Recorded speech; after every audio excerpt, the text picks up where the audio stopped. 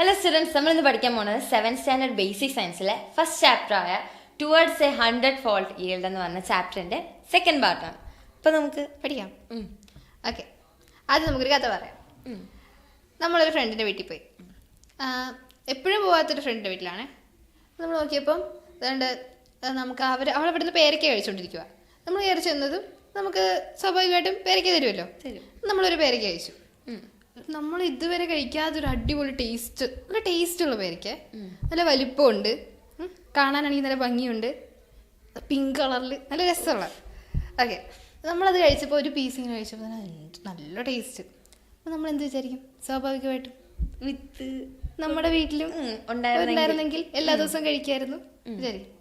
അപ്പോൾ നമ്മൾ നൈസായിട്ട് ആ കൂട്ടുകാരിനോട് ചോദിച്ചു, ഞങ്ങൾക്കും ഒരു പേരയ്ക്ക വേണം, എന്ത് ചെയ്യും ചോദിച്ചു. അപ്പോൾ അവരെന്ത് പറയും? ഓക്കെ, നിനക്ക് പേരയ്ക്ക, ഓക്കെ ഇവിടുന്ന് ചെയ്യാം എന്ന് പറയും.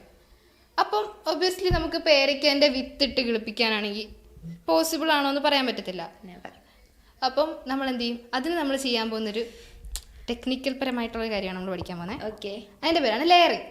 ഓക്കെ, ലെയറിങ് 2 ടൈപ്പ് ഉണ്ട് കേട്ടോ. ആദ്യം നമ്മൾ എയർ ലെയറിങ്ങാണ് പഠിക്കുന്നത്.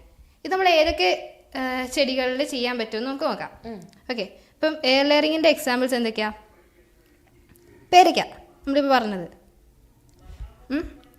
പിന്നെന്താ? സപ്പോട്ട, ഓക്കെ, റോസ്, ചാമ്പങ്ങ, അത് നമ്മൾ ജാവ ആപ്പിൾ എന്നാണ് പറയുന്നത്. ഓക്കെ ഓക്കെ, ആൽമണ്ട്, അതെന്തുവാ? ബദാം. ഓക്കെ, ഈ സാധനങ്ങളൊക്കെയാണ് നമ്മൾ എക്സാമ്പിൾ ഒന്ന് പഠിച്ചു വെച്ചേക്കണം, ചിലപ്പോൾ ചോദിക്കാം. ഓക്കെ, അപ്പം ഇതൊക്കെ നമുക്ക് ലെയർ ചെയ്തെടുക്കാൻ പറ്റും. ഈ ലെയർ ചെയ്യുന്ന എങ്ങനെയാണ്, എന്താണ് അതിൻ്റെ പ്രോസസ്സ് എന്നൊക്കെ നമുക്ക് ഡൗട്ട് വരും. ഓക്കെ, അതിനാ നോക്കാം. നമുക്ക് പടം വരച്ച് നോക്കാം. ഇതാണ് നമ്മുടെ ഫ്രണ്ടിൻ്റെ വീട്ടിലെ പേരയ്ക്ക മരം. ഓക്കെ, ആ പേരയ്ക്ക മരത്തിൻ്റെ സ്റ്റെമ്മ് ഇലയൊക്കെ ഉണ്ട് കേട്ടോ. ഓക്കെ, ഈ സ്റ്റെമ്മിന് ഇവിടെയാണ് നമുക്ക് അവർ പറഞ്ഞത് എന്ത് ചെയ്ത് ലെയർ ചെയ്തെടുത്തോ എന്ന് പറഞ്ഞ സ്ഥലം. ഓക്കെ, അപ്പോൾ ഇവിടെ നമ്മൾ ചെയ്യാൻ പോകുന്നത് എന്താണെന്ന് വെച്ചാൽ ഈ മെയിൻ സ്റ്റെമ്മിന്ന്, ഓക്കെ ഇവിടെ റൂട്ടൊക്കെ ഉണ്ട്, ഈ മെയിൻ സ്റ്റെമ്മിന്ന് വരുന്ന ഒരു ബ്രാഞ്ച്, മെയിൻ സ്റ്റെമ്മുമായിട്ട് കണക്ഷനുള്ള ബ്രാഞ്ച് തന്നെ നമുക്ക് വേണം. ഓക്കെ, ഈ ബ്രാഞ്ച് നമ്മൾ എന്ത് ചെയ്യണം? ലീഫൊക്കെ ഉണ്ട്. ഇവിടുന്ന് ഈ ഒരു 2 നോഡെന്ന് വെച്ചാൽ എന്താണെന്നറിയാവോ? നമ്മുടെ ഇലകളും സ്റ്റെമ്മൊക്കെ വരുന്ന ആ ഒരു പൊട്ടി വരുന്ന ആ ഒരു സ്ഥലത്തിന് നമ്മൾ നോഡെന്ന് പറയും. 2 നോഡിൻ്റെ ഇടയ്ക്കുള്ള ഒരു സ്പേസിൽ നിന്ന് നമ്മൾ എന്ത് ചെയ്യണം? 2-3 സെൻറ്റിമീറ്റർ വലിപ്പത്തിൽ എന്ത് ചെയ്യണം? ഇതിൻ്റെ ഈ ബാർക്ക്, ഈ തൊലി മുറിച്ചെടുക്കണം. ഓക്കെ, എന്നിട്ട് നമ്മളിവിടെ, ഓക്കെ അതാണ് നമ്മുടെ ഫസ്റ്റ് സ്റ്റെപ്പ് എന്ന് പറയുന്നത്. സ്റ്റേജ് ഇവിടെ നമുക്ക് പറഞ്ഞിട്ടുണ്ട്. പെൻസിൽ സൈസ് സ്റ്റെമ്മ്, അതായത് ഈ മെയിൻ ബ്രാഞ്ചിനോട് അറ്റാച്ച് ചെയ്തിരിക്കുന്ന ഒരു കുഞ്ഞു ടൈപ്പ് സ്റ്റെമ്മിൽ നമ്മൾ എന്ത് ചെയ്യണം? 2-3 സെൻറ്റിമീറ്റർ ലെങ്ത്തിൽ ഒരു സർക്കുലർ ഷേപ്പിൽ കട്ട് ചെയ്തെടുക്കണം. എന്ത്? ആ തൊലി, ആ ബാർക്ക്. ഓക്കെ, ഇത് രണ്ടാമത്തെ സ്റ്റെപ്പ് എന്താണെന്ന് വെച്ചിട്ടുണ്ടെങ്കിൽ നമ്മളുണ്ടല്ലോ ഒരു മിക്സ്ചർ ഉണ്ടാക്കണം. ഈ നമ്മൾ ഈ തൊലി കട്ട് ചെയ്ത് മാറ്റിയ സ്ഥലത്തേക്ക് വെച്ചിട്ട് റാപ്പ് ചെയ്യാൻ പോവാം. അപ്പോൾ അതിനുവേണ്ടി നമുക്കൊരു മിക്സ്ചർ ഉണ്ടാക്കണം. അതിന് എന്തൊക്കെയാണ് സാധനങ്ങൾ വേണ്ടതെന്ന് വെച്ചിട്ടുണ്ടെങ്കിൽ കൊക്കോ പീറ്റ് എന്ന് വെച്ചാൽ മറ്റേ ചകിരി, ആ സംഭവം, പിന്നെ മണ്ണ്, ചാണകപ്പൊടി, ഇതെല്ലാം കൂടെ നമ്മൾ മിക്സ് ചെയ്തിട്ടാണ് ഒരു മിക്സ്ചർ ഉണ്ടാക്കുന്നത്. ഈ സാധനം നമ്മൾ എവിടെ വയ്ക്കും? നമ്മൾ ഈ കട്ട് ചെയ്ത് മാറ്റിയ ഈ ഭാഗത്തേക്ക് വെക്കും. വേണ്ട ഇവിടെ പ്ലാസ്റ്റിക് കവർ വെച്ച്, എന്നിട്ട് ഒരു പോളിത്തീൻ അത് തന്നെ അത് വെച്ച് പൊതിഞ്ഞിട്ട് അതിന് ചെറിയ ഹോളൊക്കെ ഉണ്ടാക്കി നമ്മൾ വെള്ളമൊക്കെ സ്പ്രേ ചെയ്ത് കൊടുക്കും. ഇതാണ് നമ്മുടെ രണ്ടാമത്തെ സ്റ്റെപ്പ്. അപ്പോൾ എന്ത് പറ്റിയപ്പോൾ ഇതിൻ്റെ ഇങ്ങനെ ഇരിക്കുക, ഇത് നമ്മൾ കെട്ടി വെച്ചേക്കുക കേട്ടോ. ഓക്കെ ഓക്കെ, ഇത്രയുമായി. ഇനി ഒരു 2 മാസങ്ങളുടെ ഇടവേളയ്ക്ക് ശേഷം എന്താ സംഭവിക്കാൻ പോകുന്നത്? ഇതേണ്ട ഇവിടെ കൂടെ ഇങ്ങനെ റൂട്ടുകളൊക്കെ വരും, വേര് പുറത്തേക്ക് വരും. ഓക്കെ, അത് വലിയ വേരൊന്നുമല്ല കേട്ടോ, ചെറിയ കുഞ്ഞു വേര്. എവിടെയാണ് വരുന്നത്? നമ്മൾ എങ്ങനെയാണെന്ന് മനസ്സിലായോ? നമ്മൾ തൊലി കട്ട് ചെയ്ത ഭാഗത്ത് ഈ സാധനം വെച്ചില്ലേ, അതിൻ്റെ ഇടയ്ക്ക് കൂടെ ഇതിട്ട് കൊടുക്കുമല്ലോ നമ്മൾ ഹോൾ. ആ ഹോളിൽ കൂടെ എന്ത് പറ്റും? വേര് വരും.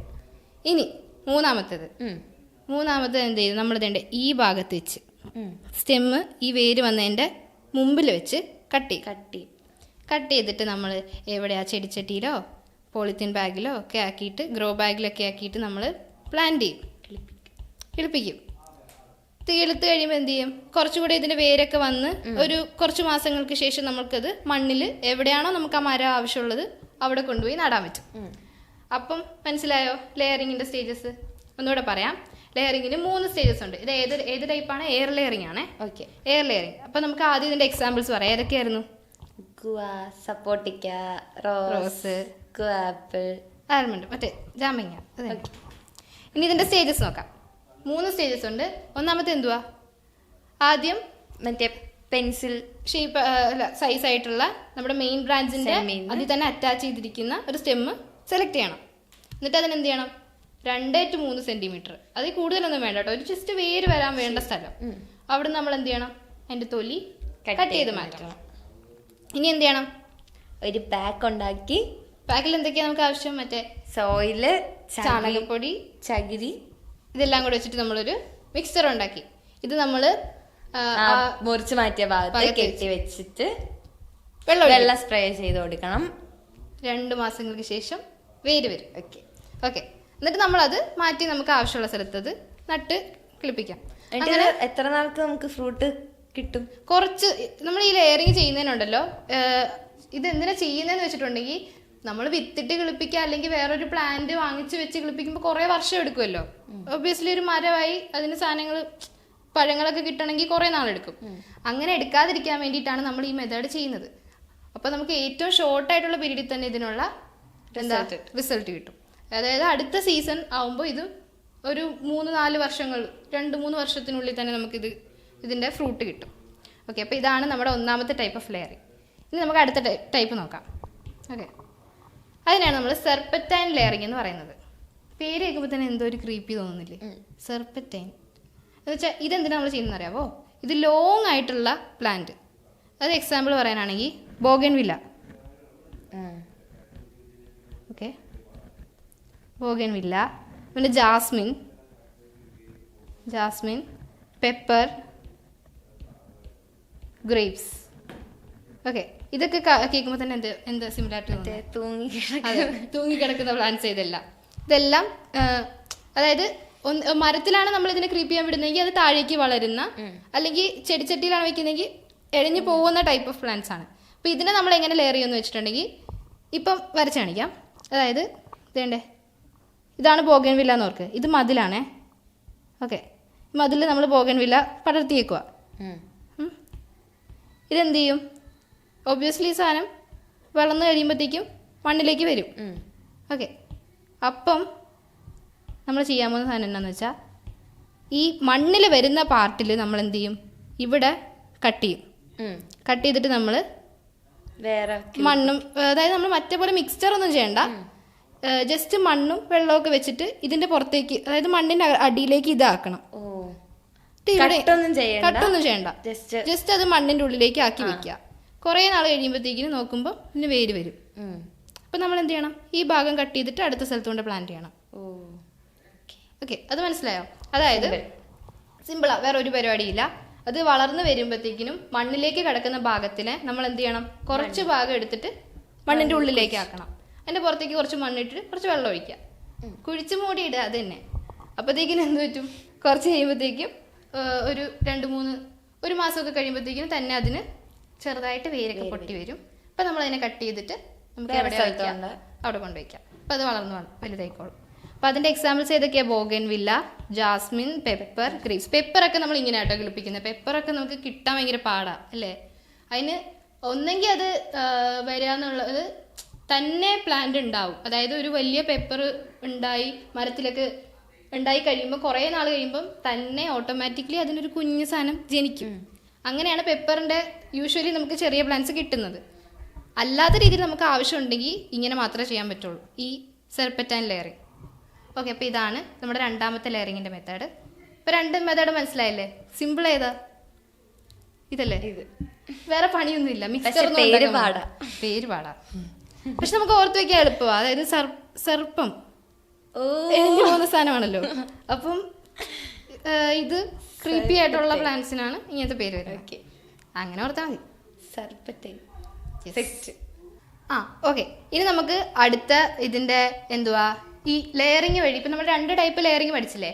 ഈ 2 ലെയറിങ് വഴി നമ്മൾ ഉണ്ടാക്കിയെടുക്കുന്ന പ്ലാന്റ്സിന് കുറച്ച് പ്രത്യേകതകളുണ്ട്. അതായത് മറ്റുള്ള പ്ലാന്റ്സിന് വെച്ച് നോക്കുമ്പോൾ ഇതിന് കുറച്ച് യൂണീക്ക് ആയിട്ടുള്ള ഫീച്ചേഴ്സ് ഉണ്ട്. അത് ഏതൊക്കെയാണെന്ന് നമുക്ക് നോക്കാം. ഓക്കെ. ഒന്നാമത്തെ തന്നെ നമ്മൾ പറയുമ്പം മദർ പ്ലാന്റ്, നമ്മൾ ഏതൊരു പ്ലാന്റിൽ നിന്നാണ് ഇത് കട്ട് ചെയ്തെടുത്തത് അല്ലെങ്കിൽ ഏതൊരു പ്ലാന്റിൽ നിന്നാണ് ഇത് എടുക്കുന്നത്, അതേ പ്ലാന്റിന്റെ എല്ലാ ക്വാളിറ്റീസും കാണിക്കും. ആ പ്ലാന്റ് ഇപ്പം എന്താ നല്ലതാണെങ്കിൽ നല്ല ക്വാളിറ്റീസ് കാണിക്കും, മോശമാണെങ്കിൽ മോശം കാണിക്കും. ഇപ്പം നമ്മൾ പറഞ്ഞില്ലേ പിങ്ക് കളറിലെ പേരയ്ക്ക കണ്ടപ്പോൾ, ഇപ്പം നമുക്ക് കിട്ടുന്ന പേരയ്ക്ക നമ്മൾ കിളിപ്പിച്ചെടുക്കുന്ന, അതായത് ലെയറിങ് വഴി എടുക്കുന്നത് സെയിം പിങ്ക് ആയിരിക്കും, സെയിം വലിപ്പമായിരിക്കും, സെയിം കളറായിരിക്കും, എല്ലാം സെയിം ആയിരിക്കും. ഓക്കെ, അപ്പം ക്വാളിറ്റീസ് എന്തായിരിക്കും? Similar to the mother plant. Okay, ഇതാണ് നമ്മുടെ ഒന്നാമത്തെ ഇതെന്ന് പറയുന്നത്, എന്ത് ഫീച്ചേഴ്സ് എന്ന് പറയുന്നത്. രണ്ടാമത്തെ എന്ന് പറഞ്ഞാൽ എന്തുവാ, ഇതിന് ഇത് ചെറിയ സൈസ് ആയിരിക്കും. അതായത് ഇത്രയും വലിയൊരു പേരയ്ക്ക മരത്തിൽ നിന്ന് നമ്മൾ ഉണ്ടാക്കിയെടുക്കുന്ന ലെയർ ചെയ്തെടുക്കുന്ന പേരയ്ക്ക എന്ന് പറയുന്നത് ഇത്രേ ഉണ്ടാവുള്ളൂ. ചിലപ്പം ഇത്ര ആകുമ്പോൾ തന്നെ അത് എന്ത് ചെയ്യും, ഫ്രൂട്ട് തരാൻ തുടങ്ങും. അപ്പൊ ഇതിനെന്തായിരിക്കും, സ്മോൾ സൈസിന് ഒരു ക്വാളിറ്റിക്കും മാറ്റം വരത്തില്ല. അതായത് നമ്മൾ ഇത്രയും വലിയ പേരയ്ക്ക മരത്തിൽ നിന്ന് കിട്ടുന്ന ഇത്രയും വലിയ പേരയ്ക്കാണെങ്കിൽ അതേ വലിപ്പമുള്ള പേരയ്ക്ക തന്നെ നമുക്ക് ചെറിയ മരത്തിൽ നിന്ന് കിട്ടും. ഓക്കെ, ഇനി മൂന്നാമത്തേന്ന് പറയുന്നത് എന്തുവാ, ഷോർട്ട് ലൈഫ് സ്പാൻ ആയിരിക്കും. ഇത് കുറച്ച് കാലമേ ഇത് ഉണ്ടാവത്തുള്ളൂ. എന്ന് വെച്ചാൽ മറ്റേതെന്ന് പറഞ്ഞാൽ എത്ര വർഷം വേണമെങ്കിൽ, ഇപ്പം നമുക്ക് അറിയാലോ, അതായത് ഒരു ഇങ്ങനെ റോഡിലൊക്കെ നിൽക്കത്തില്ലേ ആൽമരമൊക്കെ, അതൊക്കെ എത്ര വർഷം വരെയൊക്കെ ഉള്ളതാ. അതുപോലെ പക്ഷെ അങ്ങനെ അത്രയും വർഷമൊന്നും നിൽക്കൂല. ഇതെന്ന് പറഞ്ഞാൽ ഷോർട്ട് ലൈഫ് സ്പാൻ ആയിരിക്കും, കുറച്ച് നാൾ നിൽക്കുള്ളൂ, ഒരു കുറച്ച് വർഷങ്ങൾ. അത് കഴിയുമ്പോൾ തന്നെ ഇത് നശിഞ്ഞു പോകും. ഓക്കെ, നാലാമത്തേന്ന് പറഞ്ഞാൽ ഏർലി ഫ്ലവറിങ് ആൻഡ് ഫ്രൂട്ടിങ്. നമ്മൾ പഠിച്ചു നേരത്തെ തന്നെ. അതായത് ഇത്ര വർഷം നമ്മൾ അതിന് വേണ്ടിയാണല്ലോ ലെയറിങ് ചെയ്തത്, ഇത്രയും വർഷം വെയിറ്റ് ചെയ്തിരിക്കാൻ വേണ്ടി. അതുകൊണ്ട് കുറച്ച് ഏർലി ആയിട്ട് നമുക്ക് എന്ത് കിട്ടും, ഈൽഡ് കിട്ടും. ഓക്കെ, അടുത്ത എന്തുവാ, ഇത് ഇച്ചിരി പ്രശ്നമാണ്. ഇതിന് കുറേ കെയർ ആവശ്യമുണ്ട്. നമ്മൾ ഭയങ്കരമായിട്ട് കെയർ ചെയ്യണം, വെള്ളം ഒഴിക്കണം. മറ്റേ മരത്തിനൊന്നും നമ്മൾ വെള്ളമൊന്നും ഒഴിക്കേണ്ട ആവശ്യമില്ല, തന്നെ വളർന്നോളൂ. അപ്പം പക്ഷെ ഇതിനെന്ത് ചെയ്യണം, നമ്മൾ വെള്ളം ഒഴിക്കണം, വളമിടണം. എല്ലാ ദിവസവും നമ്മൾ ഇതിനെ ഒരു റോസ ചെടീനെ നമ്മൾ എങ്ങനെ നോക്കുന്നു അതുപോലെ തന്നെ നമ്മൾ ഇതിനെ നോക്കണം, എല്ലാ ദിവസവും നോക്കണം. അപ്പം require more care.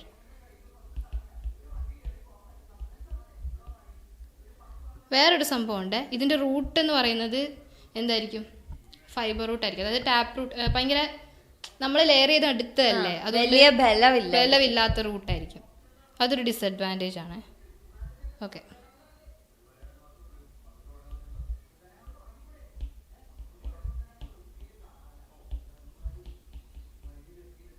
Yes.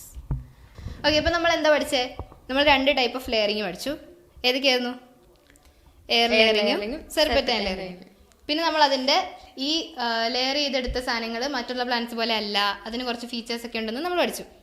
Okay, പക്ഷെ പരിപാടി സിമ്പിളാ, ഒരെണ്ണം ചെയ്യണം. അതെ, അപ്പോൾ നമുക്ക് എല്ലാവർക്കും എക്സ്പെരിമെന്റ് ചെയ്ത് നോക്കാം വീട്ടിൽ. ചുമ്മാ ഏതെങ്കിലും എഴിഞ്ഞു പോകുന്ന പ്ലാന്റ്സ് ഒക്കെ ഉണ്ടെങ്കിൽ നമുക്ക് അതിനൊന്ന് മണ്ണിൽ കുഴിച്ചിട്ട് നോക്കാം വേര് വരുന്നുണ്ടോന്ന്, അല്ലേ?